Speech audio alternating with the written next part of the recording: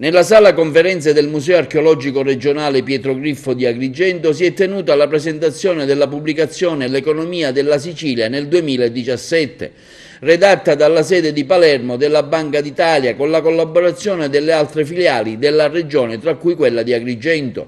Le filiali capoluogo di regione della Banca d'Italia svolgono studi sulle condizioni cicliche e sulla struttura economica e finanziaria delle economie locali, raccolgono informazioni statistiche avvalendosi anche della collaborazione di operatori economici, intermediari finanziari, istituzioni pubbliche, associazioni di categoria e altri organismi, mettendole a disposizione delle istituzioni del mondo accademico e produttivo per meglio accrescere la conoscenza delle dinamiche di sviluppo del sistema economico regionale.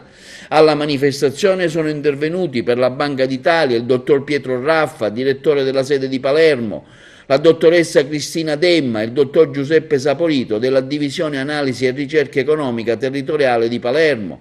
Tra gli interventi anche quello del presidente della Confesercenti Sicilia, il dottor Vittorio Messina, e del direttore del Parco della Valle dei Templi di Agrigento, dottor Giuseppe Parello. Ha aperto i lavori il dottor Mario Coco, direttore della filiale di Agrigento della Banca d'Italia. Noi abbiamo voluto presentare i risultati di questa analisi economica e ovviamente un rapporto congiunturale, quindi dà conto delle ultime tendenze, ma ci sono luci ed ombre, ci sono aspetti positivi che riguardano comunque una crescita, a parte le costruzioni un po' tutti i settori crescono, tranne, ripeto, costruzione e agricoltura, ma questa crescita tuttavia non è sufficiente, non è stata sufficiente a recuperare i livelli pre-crisi della crisi del 2008. Diciamo, gli effetti di quella crisi si fanno ancora sentire, comunque negli ultimi 2 anni diciamo che tutti i settori produttivi sono cresciuti, c'è stato anche un aumento, sia pure contenuto, dell'occupazione dell'1,2%, soprattutto per quanto riguarda i contratti a termine, diciamo.